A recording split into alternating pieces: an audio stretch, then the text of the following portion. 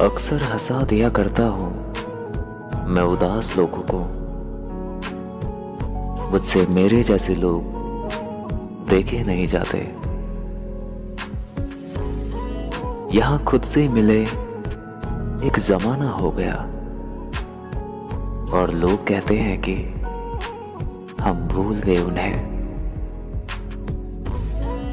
सोचा था कि वो बहुत टूट कर चाहेगा हमें, लेकिन चाहा भी हमने और टूटे भी हम। कुछ बातें, मुलाकातें अधूरी छोड़ दीजिए। हर सफर में मंजिल हो ये जरूरी तो नहीं।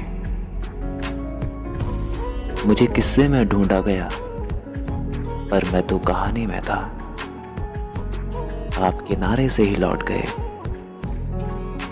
मैं वहां पानी में था। कितना मुश्किल है उस इंसान को मनाना जो रूठा भी ना हो और बात भी ना करे। रोज चलते हैं लेकिन राख नहीं होते। कुछ अधूरे ख्वाब कभी खाक नहीं होते।